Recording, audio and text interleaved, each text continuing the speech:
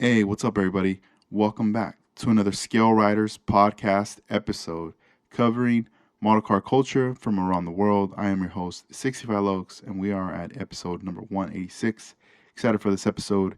We're bringing back one of my friends. He goes by the name of Gary Seeds, longtime model builder. Back in the 90s, if you guys know, Lowrider Bicycle Magazine. A lot of, great builds, pioneer of the game, and he's still building till this day, and also is painting professionally as well, one to one, cars, motorcycles, you name it, boats, everything. So let's just go right ahead and get things started and catch up with Gary, see what he's been up to. I hope you guys enjoy this episode.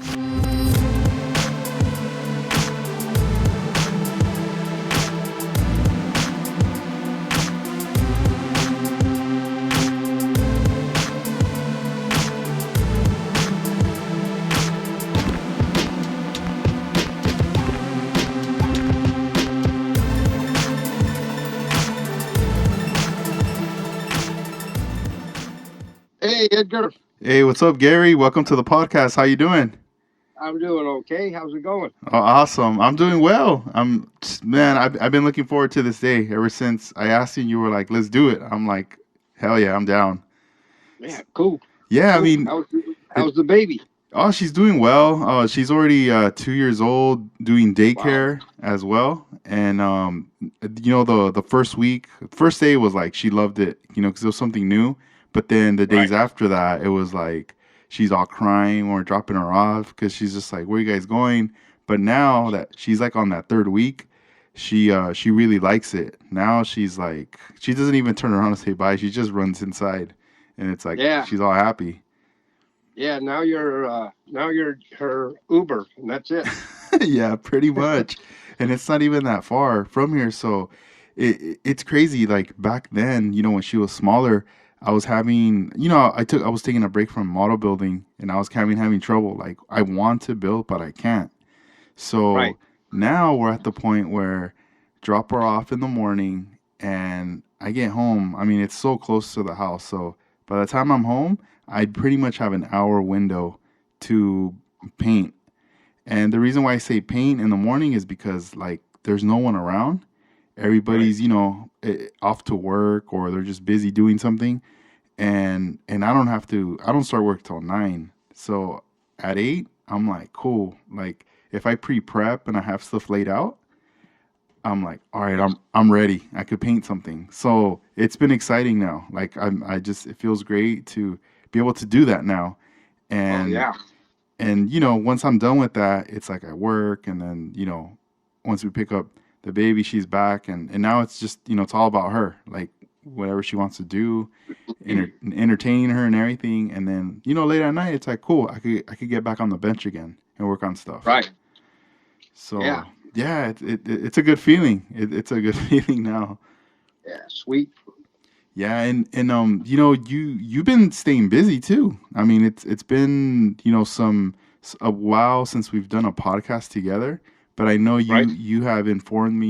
You text me like some photos of Yes. projects and just various things, and going back, I want to go back to there was a dually that you had built where you matched the color scheme also to the boat that was going to carry Right. it, Yeah. and tell me about that build. Like what inspired you to make that, to put that together? Well, that build, I used an '80s dually to pull it with, and an '80s style drag boat. And back in the '80s, I used to work at a place and we painted drag boats. And so I painted a lot of those boats for real. And the shop that I worked at had a boat that had that paint scheme on it. We had a black dually, but it didn't match the boat. But I've always wanted to do a replica of that boat that we had at that shop. And I was given a kit by a buddy of mine, Ron Potts, out in California, and it came with a speedboat with it. It's the I want to say it's like a 71 Pontiac kit that Model King came out with, man, like 20 years ago. Well, it had a boat in it and a convertible Pontiac. And, you know, I just thought, man, there's my boat right there. So, yeah, I had to build it and matched it pretty much close to the original boat. That was a drag boat. It actually raced. It held a top record for a while for a blown gas flat bottom. I think it was like 163 miles an hour at that time. Dang, that's That was, fast. yeah, that was quick in a boat. They're going a lot faster now, but Mhm. this was in the mid 80s, and yeah, that boat was pretty cool. When And, when you worked there at that shop painting boats, were you did you have freedom to just kind of create your own paint, or was it something that was kind of set? Like, look, we just got this project in. This is what the customer wants. um, pretty much, pretty much back then, it was I was just the worker there. I was the painter and pretty much the body shop manager. I was about 25, 26 years old at that time. And it was owned by a guy named Steve, who was a great painter, but he was just tired of painting. So he would say, "Hey, I want you to do this. I want you to do that," and that's what I would do. That particular boat belonged to Steve, so that was his whole brainchild. You know, um, he would I would get it all ready to paint, base it out in pearl white, clear it, sand it. Then he'd come in and tape it off, and he'd tell me, "Man, we're going to do this, this, and this," and and all his ideas were so foreign to me. You know, like that side grid on the side of the boat, and then he wanted to airbrush louvers on the hood, and so I was just absorbing everything he was telling me like a sponge. And you know, I'd paint some of it, he'd come in and he'd paint some of it, and then I'd clear it. And um, but yeah, at that time, I was still pretty much the student. You know, he was the teacher, and I listened to everything he said because the guy was so freaking good. He did a lot of funny cars and stuff like that. That guys from the '70s, they would know all those funny cars. Um, you know, they were big name cars. So he had a lot of paint experience behind him. Yeah, And, and as far as like the paints, you mentioned pearls.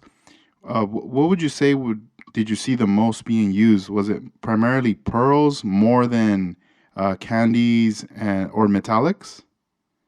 um, hardly ever metallics, but we did a lot of candies, and everything under those candies all had a pearl base. And so we would you know I would base something out. Most a lot of the times it was pearl white because we did 99% of our candies over pearl white. So I would do the base, and then I would do what they called a textured base, which a lot of guys now call a pebbled base. Um, and then I would shoot the pearl on top of that texture, and then we were using all lacquers at that time. So I would put, 10, 15 coats of clear on top of that and then sand it flat. And it would make everything underneath the candy. When I put the candy on top of it, you could see all the way down through it into those pebbles or that texture and see all the pearl that's under it too. But yeah, everything was mainly pearl bases. You know, I couldn't get him to do any flake bases. He didn't want to do flake bases because that flake got everywhere. You know, it'd be in their next 10 paint jobs because it would be all over the shop, all over the Mm. booth. It just, a matter of fact, I just did a flake job today on a 48 Pontiac, the roof. I'm doing a paneled out roof for this guy, and it's going to have 4 or 5 different candy colors over a silver flake top, and that flake is all over my shop to right now. Dang, yeah, I'm like visually picturing that. Like, just it gets everywhere. It's hard to get rid of. You could, sweep it or blow it out, but then it just gets everywhere. Yeah, it's on top of the benches. It's on top of your cabinets. It's on the floors. And for me it doesn't really matter because I only do custom paint. So if I do a motorcycle next and it's got some flake in it because of the flake that's blown around my shop, you know what? It just adds to it. Yeah, You know, it's part of I, the flavor at that yeah, point. I can't do, everything. I only do custom paint. I don't do like, say somebody's mom crashed her Toyota and they need the bumper and the fender fixed. I don't do any of that. If it's candy apple, or if it's metal flake, or if it's pearl, or if it's graphicked out, or flamed, or airbrushed, or whatever, I do that. So yeah, if a little bit of flake gets in it, hey, I didn't charge you any extra for that. Yeah, imagine charging them and they're looking at the bill like, "Hey, wait a minute, you had quoted me this," and you're like, "Wait, well, those are the bonuses right there." Yeah, man. I decided to flake it. Yeah. So, you know, like back then, the candies, compared to now, I want to know like your opinion and like, because there's a lot of paints. I hear stories about lacquers, paints and things like that were being used back then, and how they're, it's not like it is now. Um, were those candies just very rich when you would see them? Yeah, they well, I tell you the biggest difference between now and then is the price. The price in the 80s when you bought a quart of candy, House of Color, uh, candy, we'll say candy red, candy blue, whatever. It probably cost you between 12 and $15 a quart. And now, the only way to really to paint it is I buy all concentrates, and those are $80 a little. You know, I don't know how many ounces. I think it's like 2 ounces in a can. Um, the price is just so much expensive. But it I don't know if it was easier or harder, or if they actually looked that much different. Um, and I heard Bill Carter once told me one time he was so impressed with the base coat candies, that the concentrates that you would mix into a inner coat clear, or I use binder myself. It's it's cheaper. Binder is basically the clear that your base coat paints are mixed, only without the color. Is it kind of And compared to, let's say, like an SG 100 from House of Color? yeah, SG 100 is like super clear when you open up the can, and a binder is kind of cloudy, but it dries clear. Okay. But the SG 100 is priced way more than the binder, and it's basically the same thing. So I buy the binder because I can pass that savings on to my customer. You know, and it works just the same. But spraying that binder is a lot like spraying lacquers. It's you mix in your candy concentrate into this binder, you reduce it, and you spray it out. Your candy color like you're doing. I mainly do a bunch of graphics, so my area of spraying isn't really that big of an area. Not like doing a whole car, but it's just like spraying a lacquer. And Bill Carter told me one time that he goes, because he came from a day of when it was all lacquer, and he said, you know what? He goes, this is like the closest thing to painting lacquer, and you know what it is? 'Cause I started thinking, I go, it really is. So I don't see much difference in painting lacquers and painting these base coats. Yeah, because I mean, they look nice. You know, every time you see a car, especially, you know, I see a lot of pearls being used now, like on the, well, even back in like custom cars, Hmm. you see it a lot more. And then I feel like I see more like metal flake being used with like lowriders, with candies, and sometimes some pearls, but I see a lot more with the custom cars. Oh yeah, yeah. Well, I mean, I'm a flake freak. I love metal flake. You could paint anything metal flake, and it's just going to draw my eye. I like metal flake. I don't like what it takes to do a really nice metal flake job because it's a lot of clear, a lot of sanding, a lot of re-clearing, just to bury all that flake.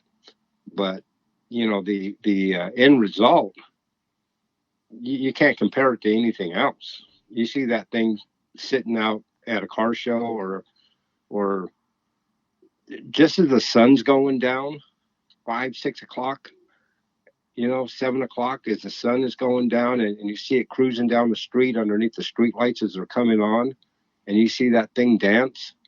Oh man, metal flake is as the kids would say, it's the bomb. Yeah, that's cool. That's Not that I think kids still say that, but yeah.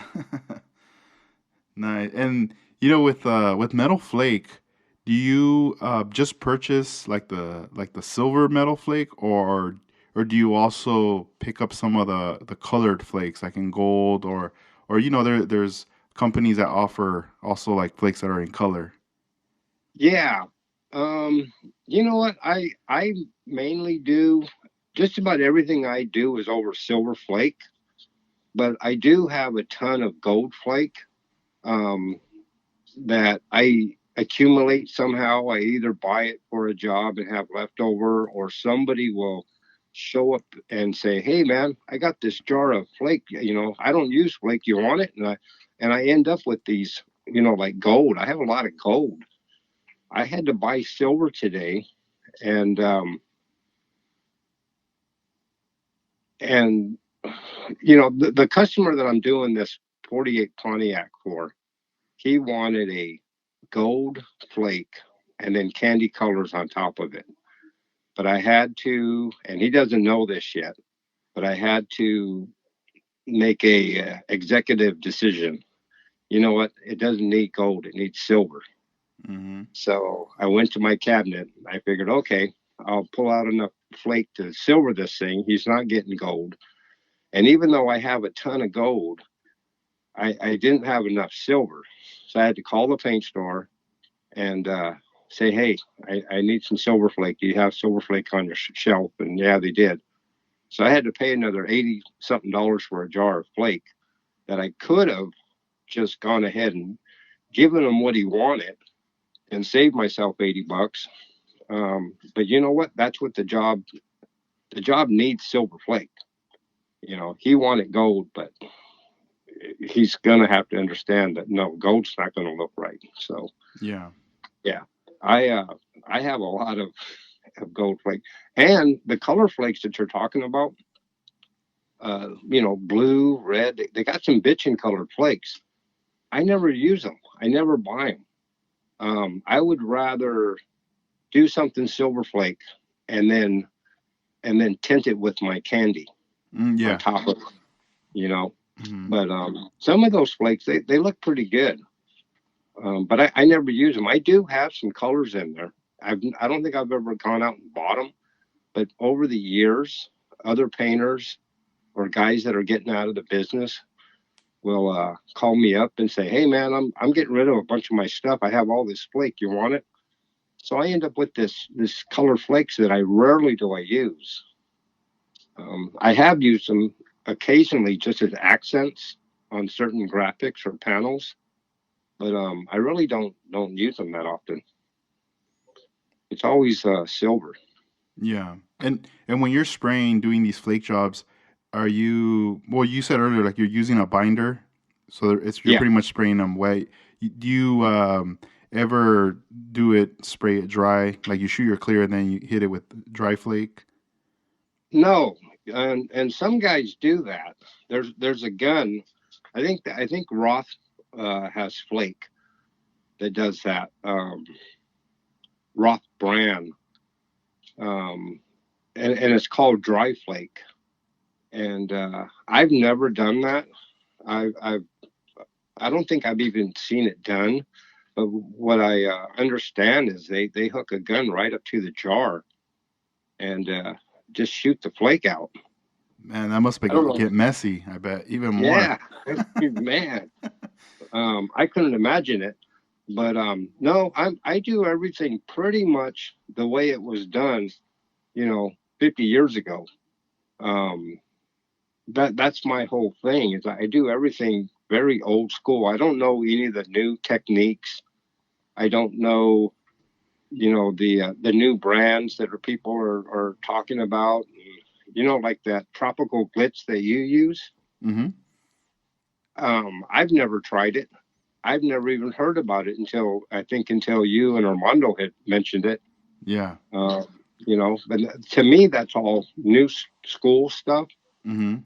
I'm still stuck in the late '70s and early '80s, and I'm still using House of Color and Reducer, and um, you know, everything I do is like so old school. It's I'm either behind or I just don't need to be there. It's another thing for me to learn. Yeah, I mean, So I think you're in a good place. I mean, especially having that experience and being there at that time when a lot of these things were going on, because there is a lot of new painters, or maybe within the last 5 to 10 years or so, but everyone always wants to do their homework and go back, and there's only so much information. It seems quite limited, that I feel like some people wish they were able to experience, right, the era, or to see it, or to even be at a shop and see somebody do it. And now, like Tropical Glitz, that is a new, I would say it's still for like a new company. The paint, they've probably been doing it. I don't know if it's been like 4 years now, or five, that they've been since they started busting out with their paint line. But you do see it more, a lot more people using it, tagging it, and posting photos and videos. yeah. I've seen stuff that they painted with that, and it's awesome looking paint. Yeah. It's just another avenue that I would have to stop what I'm doing and now, you know, uh, get used to using this stuff over here. Hmm. And this the stuff what I do now, the bases that I use or the candies that I mix up or the pearls or whatever. I've been doing it so long, it's like it's secondhand. I don't think about anything. I just, Hmm. my brain just automatically goes right to where I need to be, and Yeah. so it's easy. Yeah. It's not like you're like, oh, let me go on the computer and print out the tech sheets and look them Right? over. It's you're like way past that. That's dope. That's awesome. Yeah. Even the gun that I use to do all my flaking still, Hmm. I've had that gun for 40 years. Wow. It's the same gun that I've always metal flaked with. It's the only gun I metal flake with, Hmm. and I've had it forever. I've retired that gun once. You know, Yeah. that gun had been through so many paint jobs um, over the years, and when I got my new guns, um, I thought, well, maybe it's time to retire these guns, and I engraved them. I uh, I got a engraving gun, and I engraved flames and kind of pinstripe designs on them and everything else. And my plan was to polish them up and just kind of display them Yeah. and and retire them. They're they put in so much work and custom paint over the years that I was instead of getting rid of them, I was going to actually, you know, I don't know, preserve them and kind of give them a honorable burial, you know. Hmm. But then I tried to flake with other guns, and I thought, man, I need my guns back. So out they came, and those are what I just used them today. As a matter of fact, I That's guess cool. they'll never go away. Yeah, it's like with that saying, like use them until the wheels fall off, or, or Hmm. drive. It's you just you got to keep using them. As far as like aside from the flake gun, what other air airbrush guns do you use primarily for your Um, jobs there at the shop? I it's funny because I have buddies, and they're always calling me, and they're always, dude, I got this new gun, I got this gun, I got that gun. I said, dude, didn't you just buy guns like 6 months ago? And they go, yeah, yeah, but these ones just came out, and I got these, and they're not cheap. They're over $1,000 a piece. These guns now, and that old flake gun that I have. I remember when I first bought that gun in the '80s, and it was a $200 gun, which was a lot of money back then to pay for a spray gun. But it was the gun. It was the gun if you wanted to candy, if you wanted to pearl, um, if you wanted to shoot lacquer clear. It was a DeValvis JGA 502. Um, it was the gun back then. And so I understand these guys buying these newer guns, but I can't do it. The two guns that I use right now, I've had both these guns for probably 10 years. 10 years. And, they spray fine. Those pictures and videos that I've just recently sent you not too long ago, they were done with these two guns that I've had for 10 years. And what they are Iwatas. Nice. Wow. Yeah, Iwata guns. That's cool. Uh, Yeah, I mean, I see a lot of people using the Iwata. I use their airbrushes a lot. I do have some of their spray guns as well that I've purchased in the past. I just have not used them lately. right. But the airbrushes, I love using their airbrushes a lot. And I mean, I always hear good things about their products from different people. Oh, yeah. Thank God for Iwata because ever since I was probably 12 years old, I wanted to be an airbrush artist so bad. And I would go through Badgers and I would buy Paches, because everybody said, oh, Pache's the one. Ed Roth himself said Pache is the airbrush gun. So I bought year after year Paches, and I must have had 20 Paches at one time. And nothing but frustrating, spitting guns, always having to clean out the bottles. The guns would spray great for 5 minutes, and then all of a sudden they'd clog up, and I could never get one to work. And at one time, I went to work for Disney as an airbrush artist, and they were using Paches. And there was a guy that worked across the counter from me, or the bench in our little department there. I worked in something called figure finishing, and he had an Iwata. And I go, what is that? He goes, oh man, I just got this gun. He goes, try it out. So I tried it out, and I was never an airbrush artist until I picked up an Iwata. The second I picked it up, everything had changed. And I had a kid ask me one time, man, I want to get into airbrushing. I can't afford to get an airbrush though, but I'm going to one day. And I said, you need an airbrush? And he said, yeah. And I opened up a drawer and I said, you see all those airbrushes? He goes, yeah, you can have them all. They were all those Paches, all the bottles, all the needles, everything. And I got rid of all those guns, and I only had one airbrush at that time, an Iwata. And yeah, there's, like I said, thank God Iwata.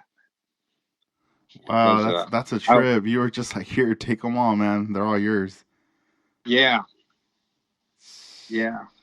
I've done that a couple of times. At one time, I thought I wanted to do tattoos, and so I bought all the tat. No, matter of fact, I did some artwork for a guy. The guy said, "Hey, I need this drawing done of this stuff and this and whatever." It was a hot rod, something with a Jack Nicholson, and it was a buddy of mine, Jason, and he said, "I'll give you this tattoo equipment if you can draw this for me." So I drew it for him, and he ended up giving me a couple of guns, bunch of inks, bunch of needles. I did a few tattoos. You know, I thought a tattoo artist would be cool because I thought I'd be tattooing hot little chicks that wanted a little, rose on them. But I ended up tattooing a bunch of my drunk buddies that were sweaty and drunk, and you're tattooing over pimples and whatever, and I just thought, you know what, this isn't what I want to do. I don't want to do this anymore. So I put everything in a box, and I just did a flame job on this guy's Studebaker pickup truck, and I was out in my front yard. The guy was coming to pick it up, and so I thought, well, I'll wash it really quick. And I was there washing it, and this guy come walking up the street, and he started talking to me about this Studebaker pickup truck. He goes, "Oh man, I like the paint job on it." And I go, "Oh, thanks. Yeah, I just flamed it." And he starts telling me how he just got out of jail. He got home and somebody had stolen all his tattoo equipment, and so he was down on his luck and he didn't have a job or anything. And I said, "If you had tattoo equipment, would you be okay?" He goes, "Yeah, I'd start making money today, man, if I had it." I walked him in the garage and I said, "There you go." I opened up the drawer and I said, "Boom, take it. Take all of it." And it was a whole tattoo thing. And then about 5 years later, I thought I wanted to be a tattoo guy again. Tried it out for a while and decided again I didn't want to do it. And another neighbor of mine who lived right behind me, his house got broken into and they stole all his tattoo stuff. So I was lucky enough where I was in the position to pass this stuff on to somebody that could actually use it. And that's the way I figured it. It wasn't for me, but for some reason or another, God had said, "Hey, I'm going to give you this stuff. Hold on to it because eventually you're going to be able to help somebody with it." Yeah, Uh, yeah. So, that's cool. You it, came through with them right there. That's tight. yeah. Yeah. It, it's cool when you like able to do that once, but I really feel like you're blessed when you're able to do it 3 times in a row. Mm-hmm. You know, Yeah. these people you don't even know walk up to you and say, "Hey, I need something," and you just happen to have it. And I think it might change their life somehow. Mm-hmm. Yeah. Yeah, I was always kind of glad of that, but I've always been kind of like proud of that I can share that story with people. Mm-hmm. No, yeah, that's a great story right there. Yeah, because it's hard, especially when you're down on your luck and Oh yeah, that you have a skill, you're capable of doing something. It's just there's just some you don't have that backing at that moment. That right, and when you get that push, it definitely changes everything right there for you. right, You yeah, know, man, yeah, that's cool. And you recently sent me a video that you were featured on a YouTube channel, oh a right, motorcycle, a bagger that was premiered. So this bagger here, from watching the video, they can you tell us like how it all came together, how they got in contact with you, and how the whole project came together for the listeners? yeah, yeah. That was a lady named Denise.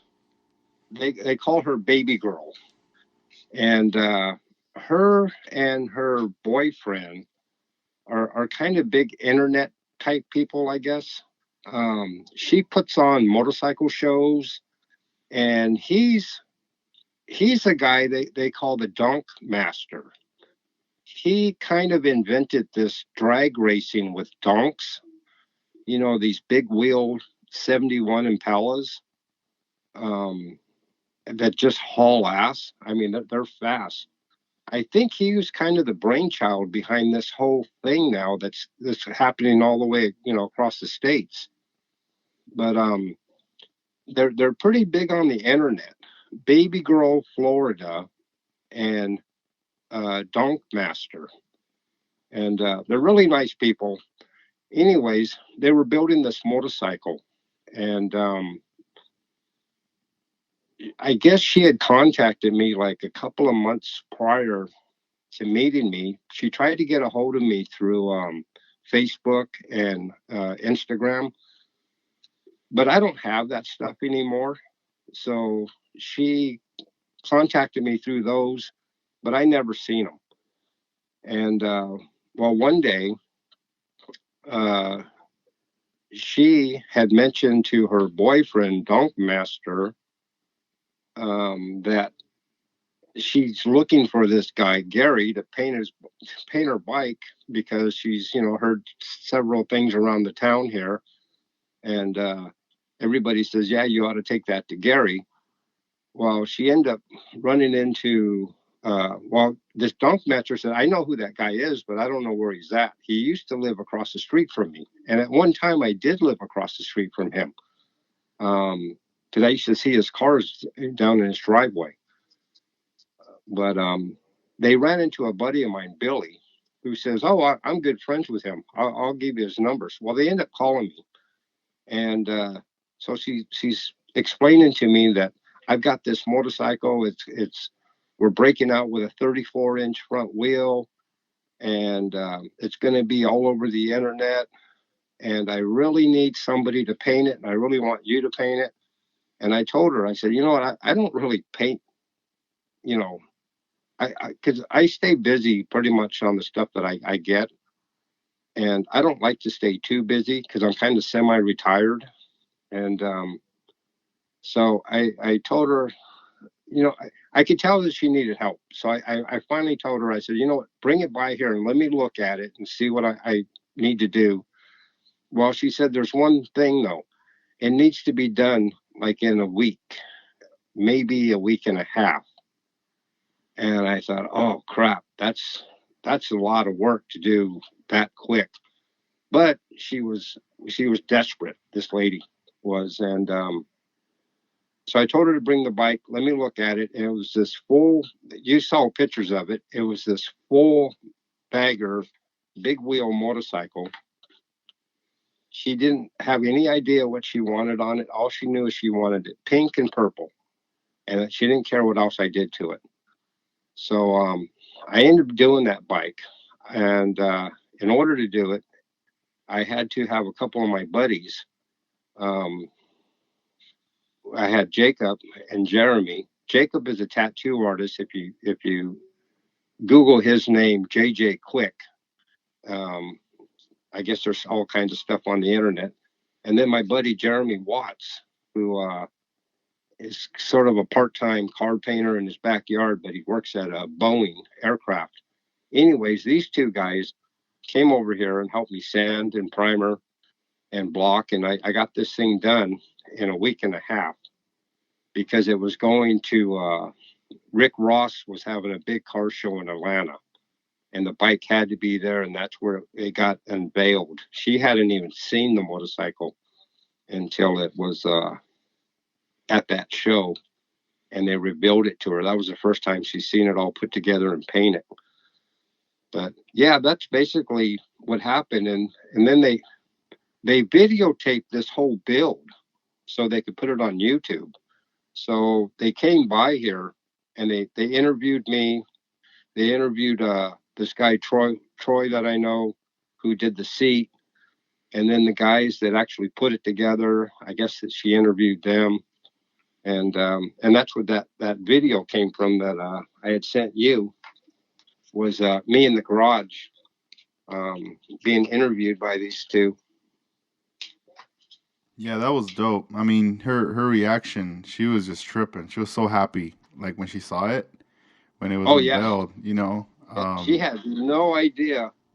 Yeah, I'm glad she gave you that creative freedom to do your thing, and you know, just giving you the colors, and it's Right. like do your thing, you know. Yeah. I think that's very important because it is, you know, you have all this experience, and you know what's gonna go with what, and sometimes a customer could own a nice car or a bike, but may not have that flavor or that knowledge of what goes with what. Oh And yeah. No, I get guys all the time, and they've got this idea in their head, and I'll talk to them, and we're going over the ideas, and I'll keep shaking my head, and I go, no, no, no, not like that. And as they're talking to me, they'll start looking around my walls. So my walls are covered with stuff that I've painted, a lot of pictures and stuff. And they'll finally go, you know what? I like blue. I just want some blue on it, and whatever you decide to do it is fine. So 99.9% of I've never had anybody pull a vehicle or a bike and say, you know what? Yeah, we just can't get together on this idea. Um, they'll tell me this is what you want, this is what I want, this is what I want, and I'll go, no, you can't have this and you can't have that because I'm not going to paint that because my name's going to be on that, and I don't want that. And eventually they'll come around to my thinking and say, okay, yeah, you know what? I think it's probably best if you do, and it really is.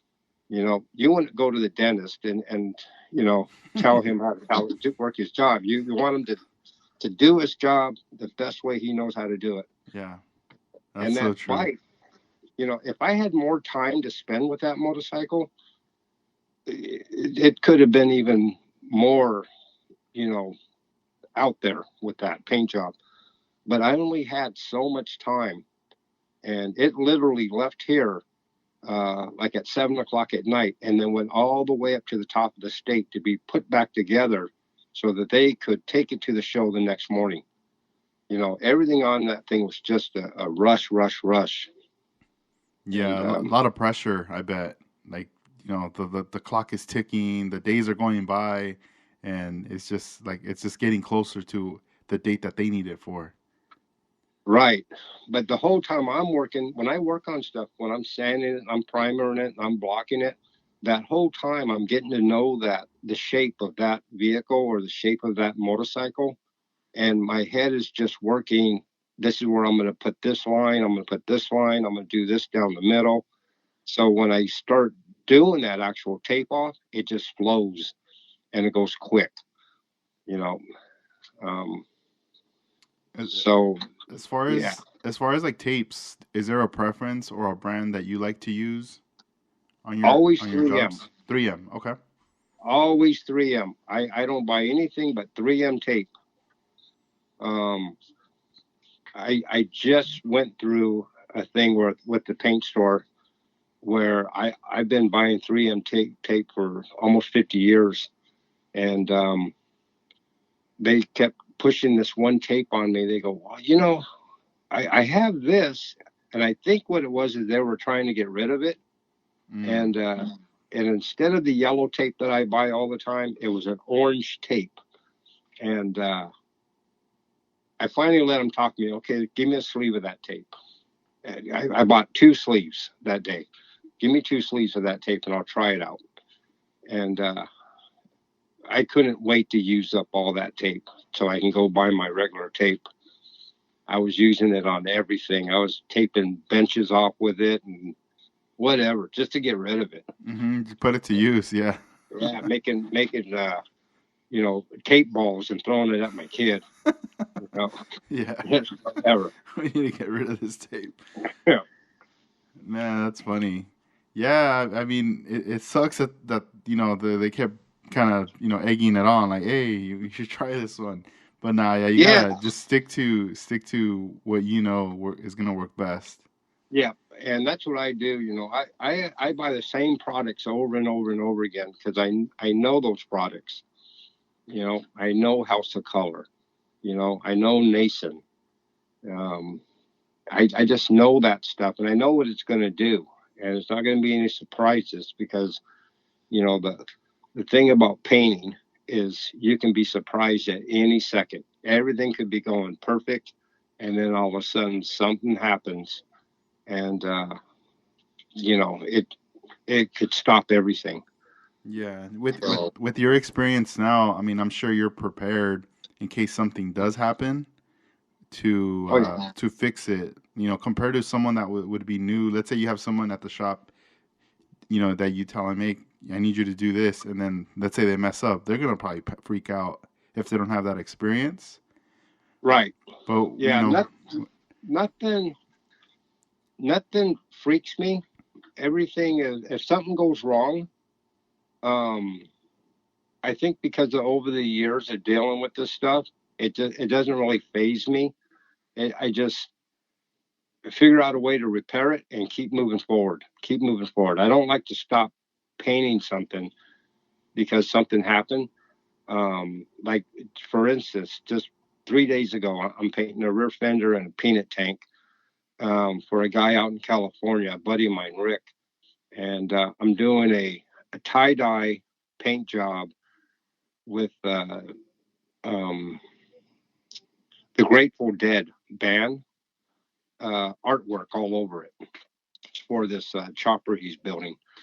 But I started painting everything pearl white. First, I did all the body work and blocked it and got it all ready for paint. And I started putting on the first coat of the white for the, then I'm going to do the pearl. So I put on the first coat and I noticed I had a pinhole right on the edge of the fender. And I kind of stopped for a second. I looked at it and I thought, man, how could I miss that little pinhole? But I thought, you know what? I'm just going to go ahead and paint it, let it dry for an hour, come out here, patch up that pinhole, and then just keep going. And uh, and that's what you do. A lot of people can paint, but you know you're a painter when you can fix stuff while it's still in the booth. That's going to be your deal. Because every painter's going to screw up something, forget something. I don't care how long you've been doing it, what your reputation is, any of that stuff. You're going to mess something up. And what's going to make you stand apart from all the other painters is you're going to be able to fix that in the booth and not stop painting. It's not going to slow you down. You're going to keep moving and then you're going to come back to it and then you're going to finish it. And so, yeah, that's the whole deal of, you know, not getting wigged out and panicking. yeah, You no, know, that's interesting because you know I see it sometimes with like the model cars where somebody's painting something, they make mistakes, and then right away they're going into stripping the whole thing. no, no, I don't strip anything. I'll let it dry, come back, repair that little spot, and then keep going forward. Yep. And other people around me, if they're like going, "Oh no, oh man, we got to strip that," I tell them, I say, you know what? When you see me panic, that's the time for you to panic. But if you Yeah, don't see me panicking, don't panic. yeah, I could see that. I mean, it's almost I've had that happen even like at work when I'm with my parents.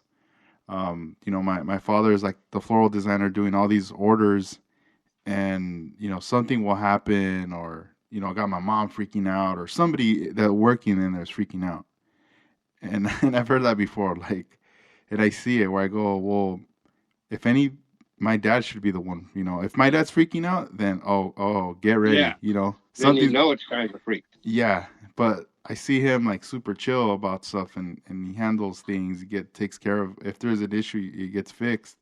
You know, and I'm like, all right, it's not time to freak out about that. Yeah. Yeah. It really just doesn't do you any good, especially over anything you're painting to freak out because paint is going to screw up. Paint is it's gonna fight you all the time. It's like that's what it's made to do is to fight you. So you don't panic. You just keep working with it. And the worst scenario is there's it's only paint. there's always more paint. All you got to do is go down to the store and they'll sell you all the paint you want. You know. Yeah, it's like Um, never ending. You could definitely get more. Have you ever had like a new customer or just someone show up at your shop inquiring about, hey, I had this project right here painted somewhere else and they screwed up, or I was doing it myself and I screwed it up. Can I hire you to like basically fix this? yeah. I just got that the other day. A guy sent a he has a dually pickup on airbags and all that. It's all custom painted. A guy up north painted it. And I've seen the truck. I remember the truck from years ago. And he called me up just the other day, and he said that the clear was coming off of it. And could I fix it? And of course my thing is always I always want to see it. You got to bring it to me and show it to me, and I can tell you what we can do with it. If another painter says that, like say a guy painted something himself, and he says, "Man, I screwed it up and this and that," and I'll look at it and I'll tell them how to fix it. You don't have to pay me to fix it. I tell everybody everything, how I do everything. Um, only to keep this trade going. I don't have any secrets. I tell people how I do this, how I do that. How you lay this out. Um, I just I've been filming stuff on my phone lately for the last few months because I'm kind of thinking about making a YouTube channel again. Awesome. Uh, Yes.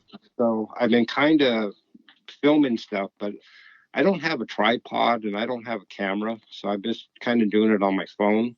But Mm-hmm. I think eventually, if they look kind of cool when they're all put together, maybe I will get a tripod and all that stuff. Yeah. I had a YouTube about 12 years ago, and it got hacked. It was called G Seeds. No, yeah, I think it was called G Seeds. Um, and I had like 1.27 thousand subscribers, and one of my videos had 99,000 views. Wow, And then, that's a lot. yeah, then it got hacked by somebody like they were Korean or Asian or something. I don't know. They were selling like clothes Mm. uh, in another country, and then so I because I couldn't remember the email address that I had back then. I had no way of getting back into it. So the last several months, I've been kind of thinking, well, since I can't get it back, maybe I'll just start a new one. So I did open up a YouTube account. So I'm going to call it Hanging with Mr. G Seeds.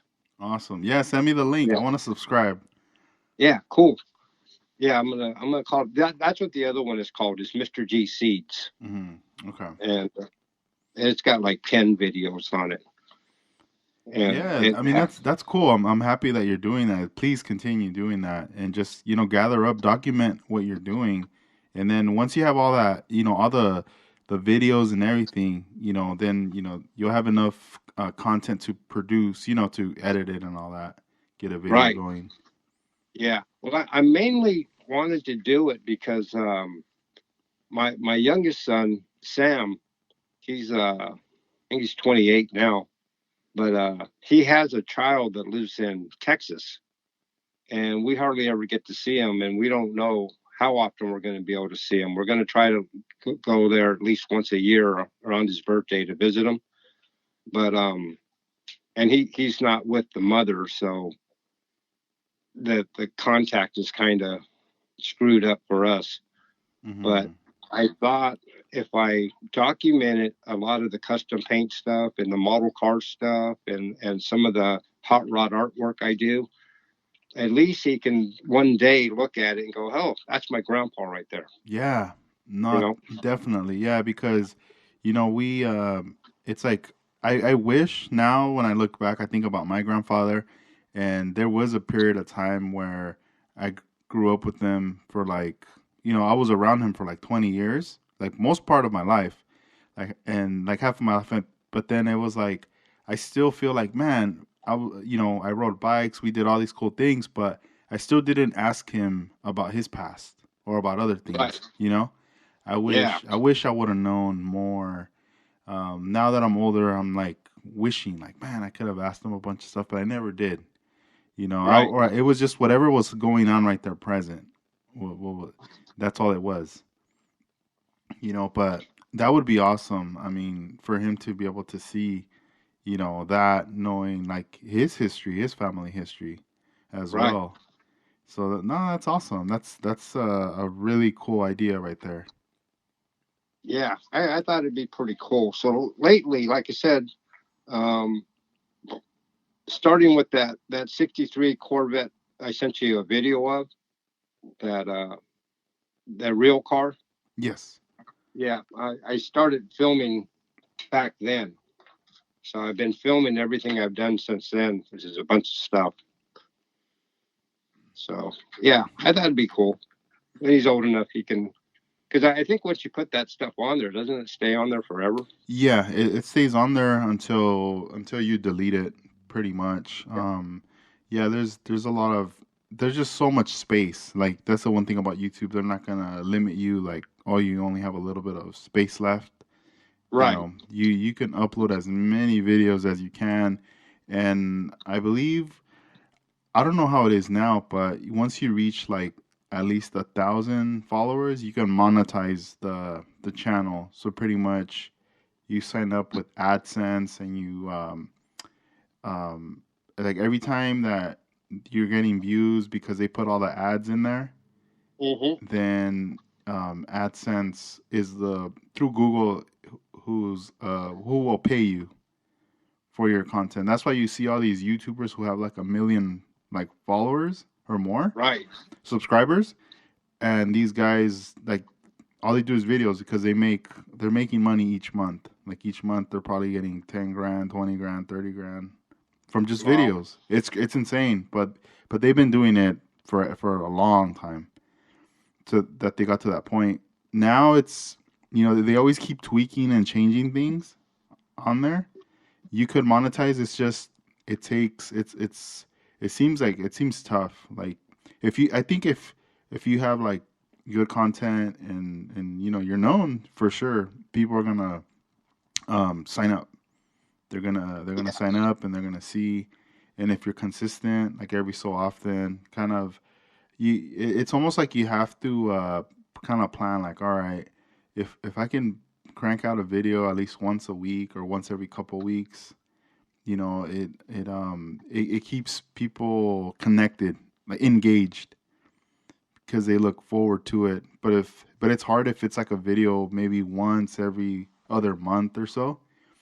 Yeah. People are gonna like miss a video or so. They're like, oh, I didn't know. But it's cool though. I mean, if anything, just create the content and just put it out. Put it out. Everything else will happen later as it goes. Yeah. You know. Yeah.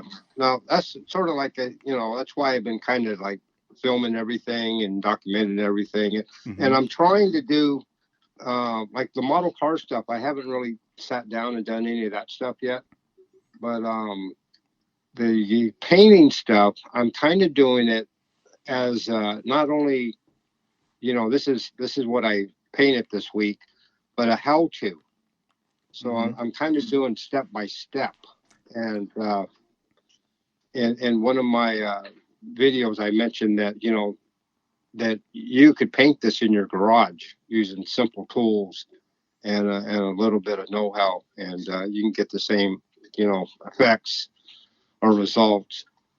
So I think people might kind of enjoy it because they'll actually learn how to do what I'm doing, Yeah. and a lot of people want to do that.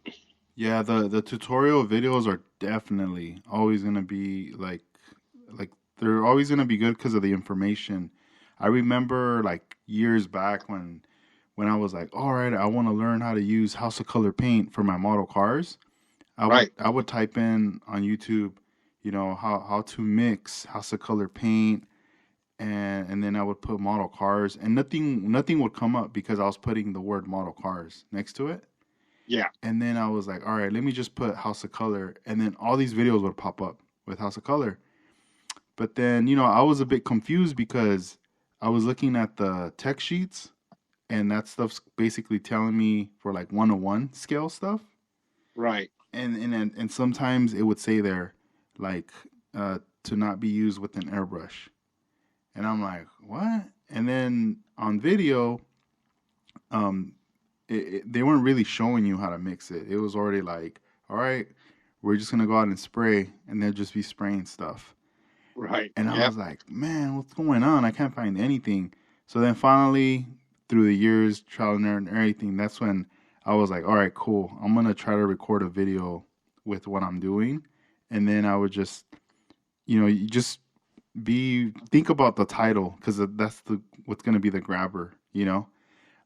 So I just kind of use whatever words, like thinking this is what somebody would like search, and and Right. and then I'd put model car after it. So then later, I started getting people like not right away, but maybe like within 2 years when I kind of forgot about the video, I would check my email and then I'd have all these questions, and I'd be like, "Oh, damn, this is like from an old video." So I would have to go back and rewatch the video to remember, like, oh yeah, yeah, okay, this is what he's asking me. Like, Right. like, all right, all right. But now the tutorial ones are awesome. Like, I think especially, people want to learn. People want to like do something, even if because every time you learn something, it builds up your confidence. Oh, sure. You know.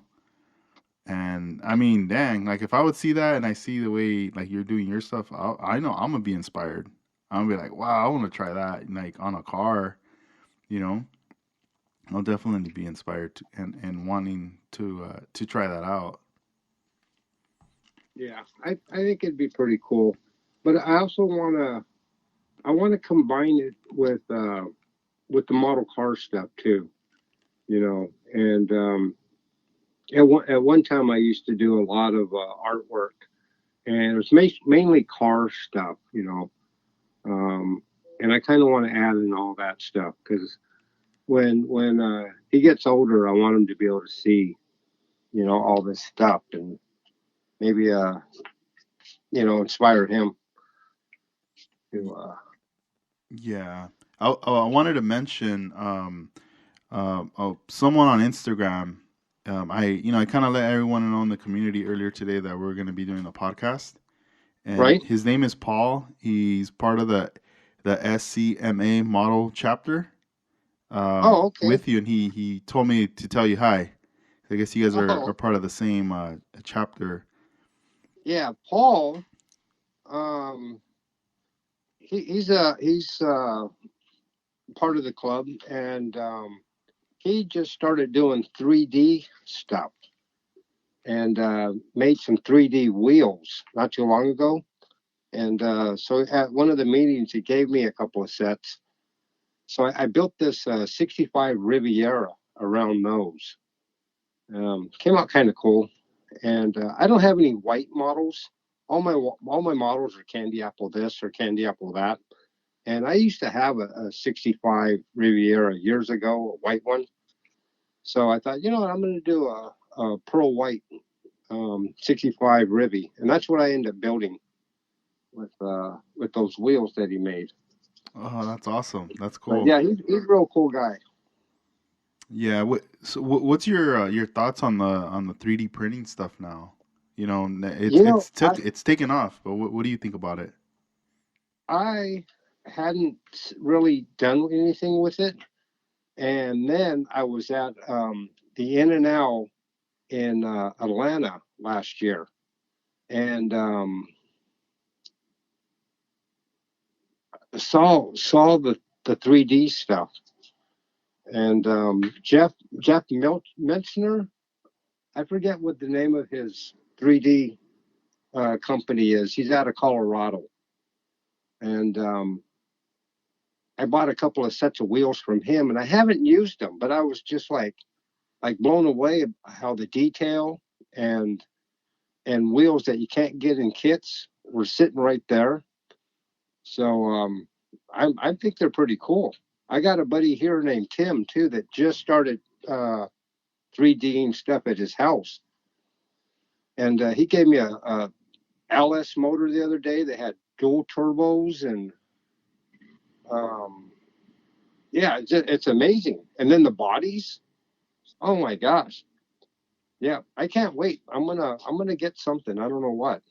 Yeah, it's like very like I guess the word revolutionary. I don't Oh know. yeah, It's just it's changed everything because there's like this GTR by Aoshima that right, I'm currently still working on, and it's pretty much already done. It's just like one last thing I need to do to it, just to finalize the like gluing part. But with that one, I was using the like the stock wheels it came with on the kit, and then later I was like, oh, Aoshima makes these other chrome wheels I'm gonna use.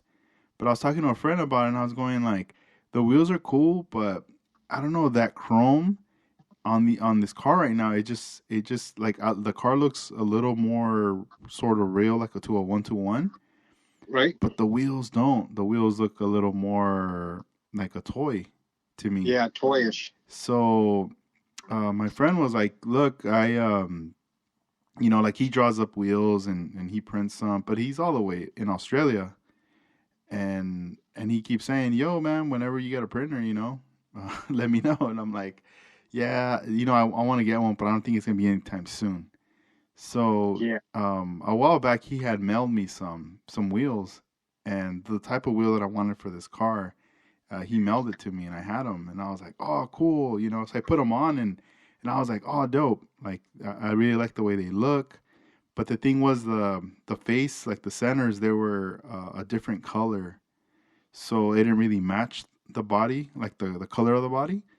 right, So then he um, he ends up sending me the files and everything, and one of my other friends printed it up for me, and I finally got the 3D printed wheels now with no paint on it, just the raw resin. yeah, So then I went about painting them and everything, and just that process of painting the tires, painting the like the hoops on there, and then the center face. What was it was a very fun experience. It very like really not even that much sanding needed to be done to this, and once I put it all together and I assembled the car, they just now came together, and I did spray the hoops silver, and the center's red, but I just like the way it looks because it's not too chrome. Like it doesn't look too like a toy. You know, right. it looks more natural, like what it would probably be on a car. Um, that silver kind of satin kind of look, and I'm just happy with it now. I'm gonna send you some photos later tonight so you could check out that car, and then later I'll take some better ones. But yeah, it's been fun. I mean, that's that's the only access I've had so far with it. But I mean, I see people printing, kits, wheels, and like all these things, engines. Yeah, I definitely think it's probably the best thing that's happened to the hobby in 20 years. Um, the parts that they're just making are just so unreal. Um, I mean, and there's I don't know his name. Armando's mentioned him to me before. I think you might have mentioned to me before. He's the guy out of Japan that's doing the wire wheels. Oh yes, his name's Gavin. At Gavin. the name of his company's Lowrider Model Car Parts. Oh man, I think if anybody's looking for lowrider model car parts, they need to contact this guy because he had a set of true spokes. I would love to have a set of those. I have to get a hold of this guy. Yeah, he's based out in Japan, right? But Right. he came out to the States I want to say earlier this year, and I saw him in May we both were vending at a show out here in Northridge. Yeah. And from him staying out here, he also later in the months he vended at a show in Texas. And then when he came back to California, he was out vending in the NNL West that they had, I believe, it was in June. So after this trip, he went back home, but he did announce on Instagram that his wheels are available in the U.S. So he has one of his buddies based out of Texas. So like if you go to his website and you order his wheels or parts, whatever he has on his website available, it's being shipped out of Texas. Oh, okay, cool. So you're gonna get it faster, and because it's already Yep. here, which is a cool thing. Because I mean, even then, I had ordered from him before, and I maybe 2 weeks at the most, or a week and a half sometimes, it'd show up like pretty fast. To me, that was fast coming from Japan. And but now, just being here in the States, you could definitely get it. But yeah, you're right. I mean, he's the man when it comes to parts and wheels and all that. Oh yeah. I seen pictures of his stuff, and couldn't believe how. I mean, those are the only wheels to go with anymore. If you're building vintage lowrider stuff like I like to build, Hmm. um, I mean, he's got true classics, I think, and I know he got true slopes. Um, yeah, they just look so bitchin'. He did a great job.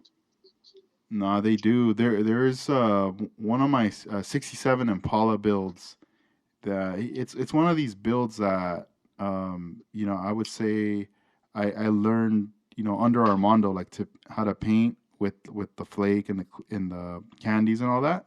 That was like my Right. first attempt at doing like a proper one that I was like, all right, I'm like this is gonna be that one. And that build had a different set of wheels that were done from somebody else back then. And but at that time, those wheels, were like, everybody was getting these wheels. So those wheels are no longer available, and I still had them on the car. So then when I acquired a set of Gavin's wheels, wire wheels, I was like, now it's time to swap the wheels. It's time to update the car with the wheels. Yeah. And when I did it, it changed the overall look on the car. Yeah. And I was going, wow, like I wish he would have been around back then, so we would have already had these wheels from the beginning. Yeah. And I think they're priced pretty reasonable too. Yeah, yeah, they are. They are. I mean, honestly, to me, like when I see them, like a set and everything, I would think more in the, you know, 50, $60 range, like what you would normally see. Right. But I mean, it's way less than that, you know. Yeah. I, Yep. I remember in the beginning they were like at 20, 22, 25 for just the like the wheels, and then if you wanted tires, 3D printed tires, then it was going to be a little more like 35 or 30, like not really that much, you know? And that's fine. I mean, I feel like anybody who wants to put that extra detail and wants their cars to stand out and everything, Yeah. you're gonna Go have to to the you're gonna have to invest in your car, right. you know. And that's the cool thing because I still remember around like 2017, 2018, it was really hard to get proper parts for lowriders, especially the wheels. Oh yeah. That always seemed to be super hard to get. Where even to me it was a headache and a bit of discouraging. Where I remember telling friends, man, if I build another lowrider car, I'm just gonna build it almost like if it's like a show car, like on stands with no tires, Yeah. just showing the brakes or something and the Yeah. rotors because I cannot and the knockoff because I can't find any wheels. Yeah. Pretty much when all this stuff started, the lowrider models when it got heavy. I mean, there's always been lowrider models. I remember as a kid building lowrider models back in the '70s, and you pretty much just glued the tires up into the car and laid it on the table. But you were stuck with the kit tires and wheels. Where in the 90s, Pegasus was like pretty much the only kind of wire wheel you could get. I mean, there were guys that were using some kind of kit wheels that came out of a Corvette kit. But yeah, Pegasus was like the only wheel really. And I think that's why I switched to Supreme so often, Supremes and Kragers, because I just got tired of the same Pegasus wire wheel that was on there. And as soon as I did that, people were going, "Oh, I remember that from like the 70s," and all of a sudden it became the big thing, Yeah. And the only reason I started doing that is because David Garcia started doing that. And I think he was the first time I've ever seen anybody that had Supremes, actual Supremes on a model, lowrider. And I just thought, fuck, they look so bitchin', Mm-hmm. Yeah. Man, it's cool. Yeah, he pretty much set the standard for lowrider models back then too, with the like the vintage stuff. Armando was doing the up to date, whatever was hip during that time. Mm-hmm. But David was doing the what was cool in the 60s and 70s with the rabbit ears and organ pipes in the back window and Axel Supremes and bellflower pipes. That all came from David Garcia. Wow, that's awesome. Yeah. Yeah. He was the one that started doing that first. Mm-hmm. And everybody, including me, I just jumped in line behind him. Mm-hmm. And he was young too at that time, huh? Mm-hmm. Oh yeah. Yeah, when we were all like 30 years old, he was like 16 years old. Yeah. Damn. Yeah. That's crazy. And he was already like doing all this stuff at that time. Yeah, he was doing it and doing it better than anybody else. Man, that's crazy. I had asked a couple people to submit questions that I wanted to bring up. And one of my friends, there's two questions from him. His name is Javier Godinez. He lives in Northern California, and I mean he's someone he's seen your work from the Lowrider bicycle magazines from back then. And one of the questions that he asks is, did you ever watch or do you know that Bear Garcia had a VHS tape showing like it was like a tutorial tape with the trucks bed dancing and like hopping and all that. Did you ever see that tape by any chance? I don't think so. Yeah, because that seems to be a tape that, going back and forth with him and other people, some people tell me they've never seen it. Some people say they've seen it, but they don't know where it's at. Like no one seems to have a copy of that. Huh.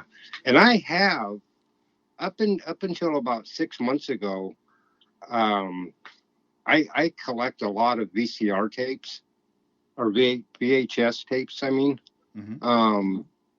until my VCR player finally stopped working, and I was sitting there and I was looking at all the tapes I have, and I thought, man, why do I have all these tapes?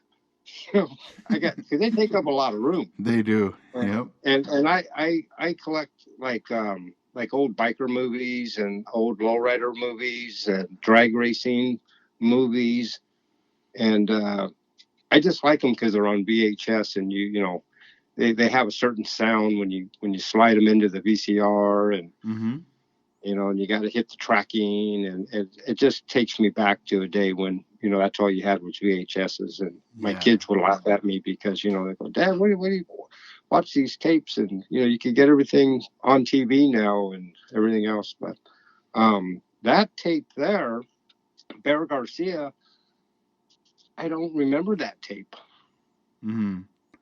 Yeah, because that's one. I've asked Jeffries. I've asked different people. Jeffrey says he remembers seeing it back then, when around that time when it was out. But yeah, he doesn't have a copy or anything. I think the only one that might is Henry. Henry. I'm gonna screw up his last name. Espinosa? Yeah, Espinosa. You know You what? know, I remember.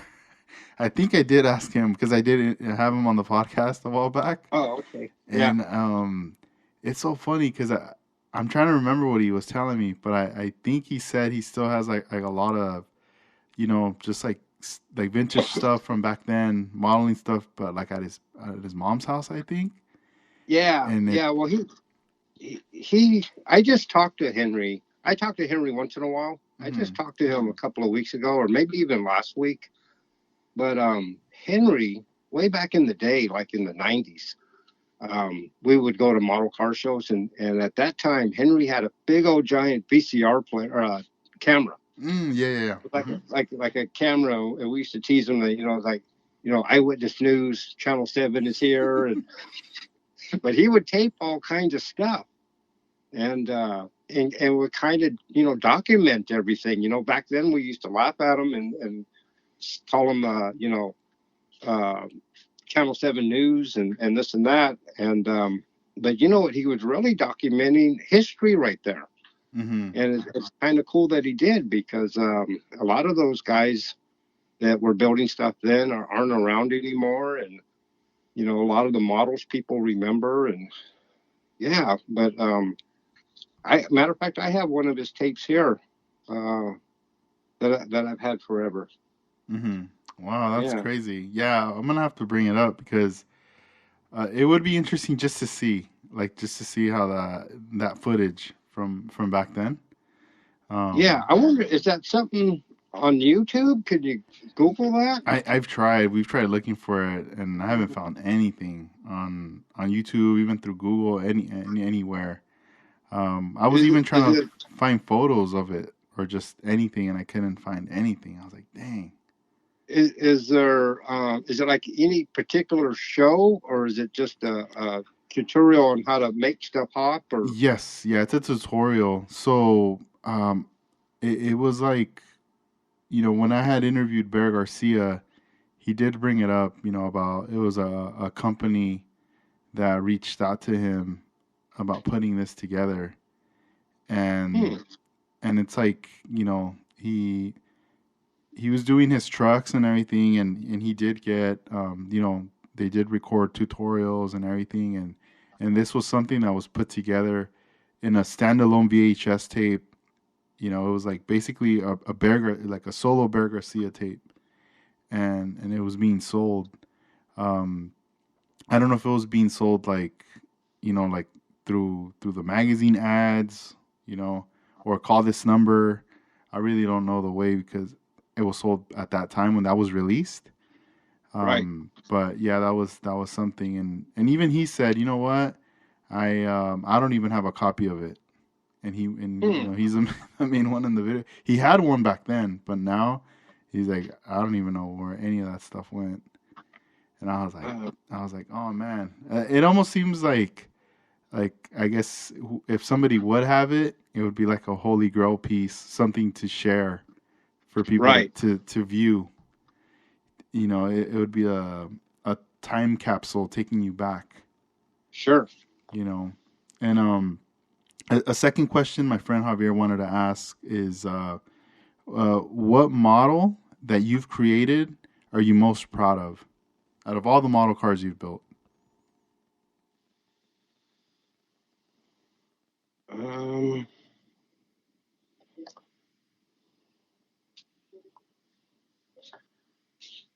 Man, I don't really know.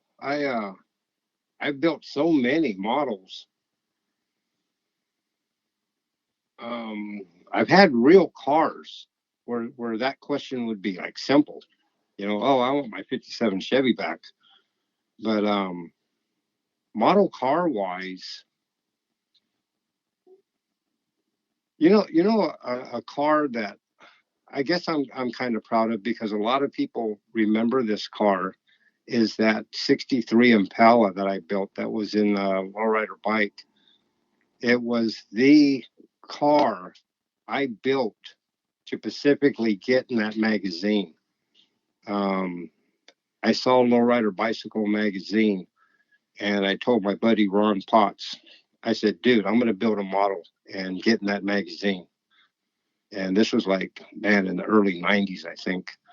So I sat down with this 63 Chevy Impala kit and cut it all open and painted it and built it and took it to San Diego. This is when San Diego show used to be in a fire department building. It's like an old, I think it was like a building that used to be a fire department. I don't think it was a fire department anymore. But I showed up there, put it on the table, and I remember Armando's Local 64 was there, and Rick Hicks had a 53 Chevy called Grapevine. It was a purple, really bitchin' built model. And then my 63, and we were all in the lowrider, I think. And my 63 actually won Best Interior at that show. But Nathan from Lowrider Bicycle was there and walked over and said, "Hey, man, bring your model over here. I want to take pictures of it." And I think that's probably my most memorable model for me. Maybe one of my favorites. It was simpler than a lot of the models I built later, but that was the actual one that got me a lot of recognition in the lowrider model building community. Was that 63? Yeah, no, that to me as well, it's like a very iconic car, model car that you built. Because yeah, you know the way that it's presented in the magazine, Right. and just having that, I really love how they gave you that one page spread that you could just Yeah. even just cut out and even frame it. Yeah. Matter of fact, I think it's hanging on my wall in my model room. Yeah, I and think I do have it framed and hung up there.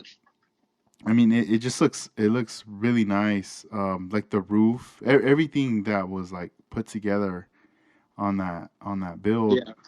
You know, that build that you did at that time, if you had to, let's say now, try to recreate that, do you think that's something that you is possible to do, or maybe it's something maybe that you maybe not want to revisit? I think it's very simply reproduced. Mm-hmm. Um, because it's basically 63 Impala with the trunk and the driver's door cut open. I think the passenger door might have been cut open too. Now I think about it, but they weren't hinged. They were stationary open.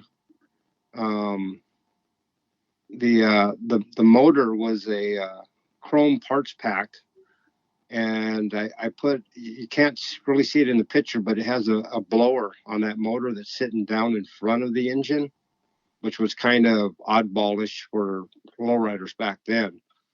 Um, and then it was painted sunrise pearl with I think it was a gold metal flake top with some candy tangerine. So yeah, it could easily be reproduced. Um, I've thought about it several times over the years. Maybe I'll build another one just to have it to go with the picture that I have from the magazine, but I never have. Mm-hmm. Yeah, when you did the roof, did you have to spray like a lot of clear to bury that flake? Um, Probably just like I do like a real car. I'll clear coat the flake and then I'll sand it and then I'll re-clear it again. So I probably cleared that car twice. I remember the night before that show, I was trying to finish it, and I cut the doors open, so there's nothing holding that car together except for the rocker panels down below, and they were so thin that the car snapped in half. And I Oh. thought, no, no, that that's why that car has chrome rocker panels on it. I took them out of a Nova kit just to hide the fact that they snapped in half and been glued back together again. Mm-hmm. But that happened like at 12 o'clock that night. Yeah. And I had to be down in San Diego by 8 in the morning. So yeah, I think I was up all night that night. Yeah, I was gonna say you probably didn't even get any sleep. You were just up Yeah, putting it together. yeah. But I remember it sitting in two pieces and thinking, oh man. That's But crazy. yeah, yeah. But that car's got a lot of fond memories. Mm. I ended up selling it to. There used to be a hobby shop right around the corner from where I lived in Harbor City called Big Kid Enterprises, and a guy named Dennis used to own that place. And I sold him that car, and I think I sold him a '66 Riviera that I also built. That was in that photo uh, when they did the article of that '63. I think was in there. Um, and then when he closed, he sold it to another guy. So the car's out there somewhere. And you know, Big Hit Enterprises, I've always saw their ads on the magazines, but Mm-hmm. I never once, ordered anything. I was just too young, and even if I told my parents, I don't know if they would have figured it out. I really don't know. Not to put them down, but it's just one of those things. They'd be like, "Well, what do you want? What are you doing here?" But Oh yeah. but like, your experience of tell us about Big Kids Enterprises. Big Kid Enterprises originally was across town from where I lived. It was in Carson, and it was just a little hobby shop. I would stop in after work and buy a couple of models and just kind of look around. And I went in there one day, and Dennis, the guy that owns the place, we were the only two in there, and started talking, and I had mentioned that that day was my birthday. So he said, "It's your birthday?" And I said, "Yeah." And he walked over and he picked up a kit and gave it to me. He said, "Here, happy birthday." And so um, I went by there one day and his place was closed. And well, it turns out he moved like 3 blocks from my house down in Harbor City. I don't know if that's the borderline of Lomita where he was at, or if he was in Harbor City, or he might have even been in Carson. That might have been Carson over there. But anyways, he was big into. He had a kid working for him that knew how to make model cars hop, and Dennis got this idea that he could prefabricate these hopping chassis and sell them. And then he got this idea that he could have the chassis chrome plated, and then all the pieces that go to the chassis chrome plated, and people would buy those. Um, Mad Dog, which was a guy that used to be in our club, Down to Scale, because at that time I had started Down to Scale, and there was a guy named Mad Dog, his name was David, but we called him Mad Dog. He worked there for a little bit with Dennis, um, but then eventually everything ends, and Dennis closed up again after a few years. I know he got real mad at me when well, he wasn't mad at me, but he was mad at Lowrider Bicycle Magazine because when they did the first article, they did a couple articles on me, and the first one they did, they mentioned that I bought all my stuff at Pegasus and didn't mention his name. Oh, So dang. Yeah. yeah, so he thought it was me, and I Um, said, dude, they never even asked me, you yeah. know, they just put that in there. But yeah, Do you think at that time like those two companies were very competitive against each other? Those two I stores? think I think Dennis was more competitive with Pegasus. I don't think Pegasus was competitive with anybody Hmm. because they at that time were the top dog. Yeah, they were And just doing their own thing. yeah, yeah. Hmm. And at that time, David Garcia used to work there. He Mm. worked there behind the counters and stuff. And Yeah, so you had a, like a young prodigy killing it with the models. He's featured on the right, magazines. He works there. yeah, And I bet, that's a big attraction for model builders, like young kids to come out and meet him and oh ask him questions. yeah. Plus, David was doing a lot of articles for a lowrider magazine or lowrider bicycle, um, doing how to do interiors and how to do this and that. Hmm.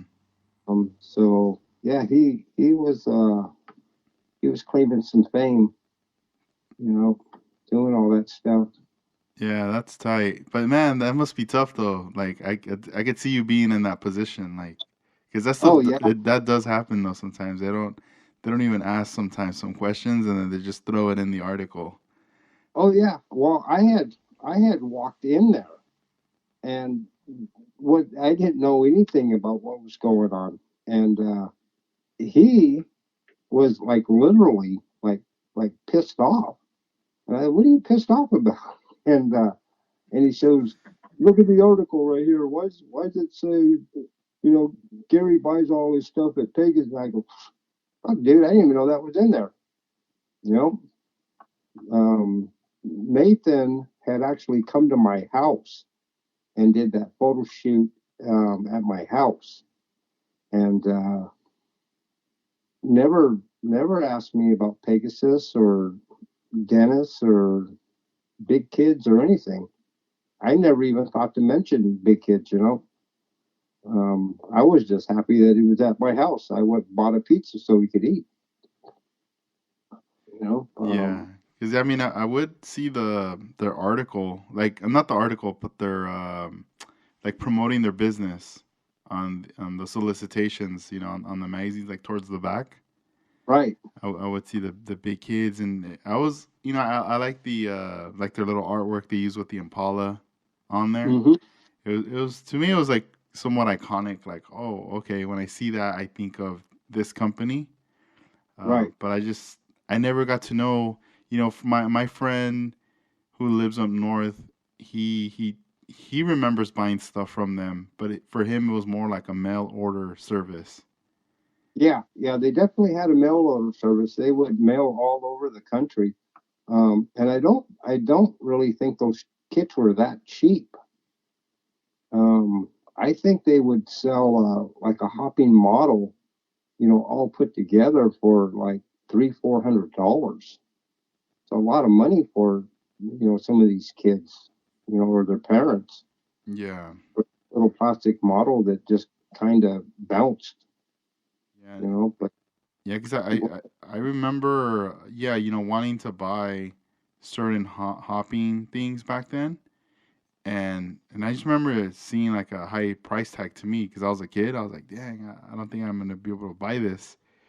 right. So later, like in the later, like late '90s, I remember Revell had released like a hopper Yep, with I think it was that '63 Impala, the Joker, yep, and you just hold the button, and it just like dancing, like it just wilds out, you know, and it was very affordable, but it wasn't like really like the real thing, you know. It right. was it was just dancing, but seeing that was mass produced and the price point it had and everything, you could tell like, ooh, like this is gonna be that one that's gonna kind of take away some of those sales away from the other Oh, stuff that was more expensive. yeah, yeah. And now people have perfected the art of hydraulics and laying the car and side to side and everything else with these models. It's like crazy. Uh, Jervis or Jerius, I don't know how you say his name, Oh, but Jeffries. Jeffries. Um, the stuff he makes is incredible. Yeah, and then have you seen like that uh, partnership or the work he's done with Red Cat for the RC Yeah, and cars? And yeah, he just recently released '59 Impala. It was like uh, they did a first run of, I think it was about 800 copies or 800,000. I could be wrong, but something like that. I don't know if it's 800 or 1,000, but it was all black with a red interior, Nice. and it also was gonna have his wheels. And now that that run got sold out, they're onto the other 59s in other colors, stock colors. And I mean, that's just like a whole nother avenue right there that was just created. Yeah, it's crazy. It's crazy what he's done. Yeah, and I mean, he still is very passionate about the model cars. Yeah, But I know that right now, he's very busy with Red Cat, and I think once in the future he'll probably come back and do a new hopper or just something. He's always tinkering with something new, right. to keep him busy, but also to just push that envelope. Like, all right, I'm gonna do this now. Yeah, it's crazy. The scissor beds on the mini trucks, and Mm-hmm. you know, yeah, it's just nuts what these guys are doing now. You know, from originally the little slot car motor and the battery that made them kind of bounce to this. Mm-hmm. No, yeah, that's true. I have another question. This is from Instagram. His name is Brandon Boyd, and Hmm. this is going back to when we started the podcast. We were talking about the dually that you had painted Oh, right. and with the boat. So that color palette right there. He wanted to know if you could only use one color for bodies from here on out. Like what color would it be and why? Um, if I were only going to use one color on all my models for the rest of my life, Yeah, like for the pretty models. much. Yeah, pretty much. So the car has black, it has a blue. The other what color is it? Is it a red or kind of like a maroon kind of color? I'm looking at the photo right now. Oh, on the Uh, truck, I uh, think it could be candy red. oh, okay, yeah. Okay, I'm Um, zooming in. but if I were to only paint all my models one color from now on, I think everything would have to be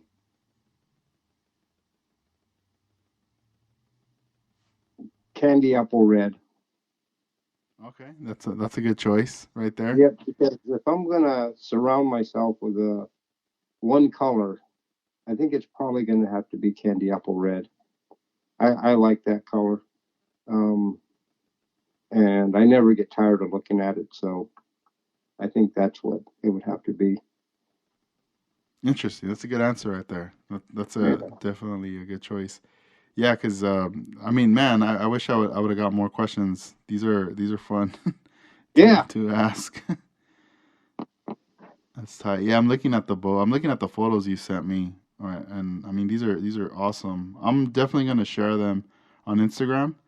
oh yeah, So for so sure. this way, listeners can see what we were talking about in reference to these model builds right here.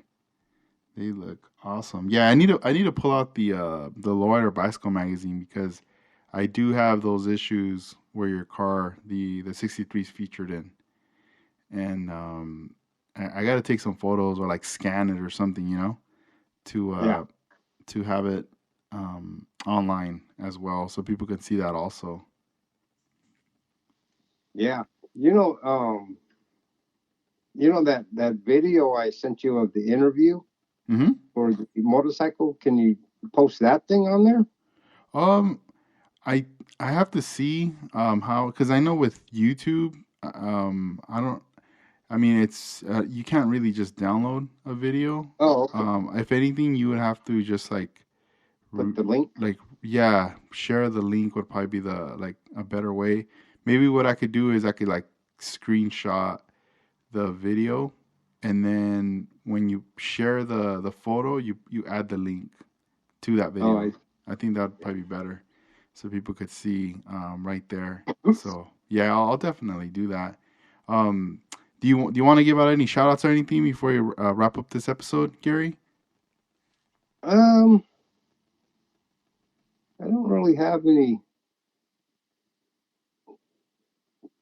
maybe my wife Kika, so she doesn't get mad at me. Kika Seeds. Real name's Maria, but I call her Kika. Awesome. Yeah, yeah. Maybe Armando and David Garcia and Henry, Willie from Down the Scale, all the Down the Scale guys, Ron Potts, Paul from the club here. I don't know. Yeah. I guess I could give shout outs forever. Um, but, hopefully I'll start that YouTube channel soon. And maybe if your listeners are interested, it's going to be Hanging with Mr. G Seeds. Please subscribe if you can, or if you would. Yeah, no, yeah, I'll definitely I'll put that out and I'll let my friends know because I do have a lot of friends that they do know who you are. Like, they love your work, so I think they're gonna be excited when they find out about this. Yeah, cool. Awesome. Well, thank you, Gary. I mean, this was awesome having you on the podcast, catching up, and Yeah, you're totally welcome, man. Thanks for asking me. yeah, keep me informed. Other projects, things you got going on. Please share them, and then Yeah, I'll definitely send you pics. yeah, I always look forward to seeing all the things that you share. I'm doing that flake top this week. I'll send you pics of that when I'm finish it. Cool. Yeah, I want to see that for sure. And I'm gonna send you some stuff of mine too. All right. That we were talking about earlier. So, all right, Gary. Well, I hope you have a good night, and let's keep in touch. All right, cool. Thank you, Edgar. No, you're welcome. Talk. Thank you. It was a Bye pleasure. bye. Bye.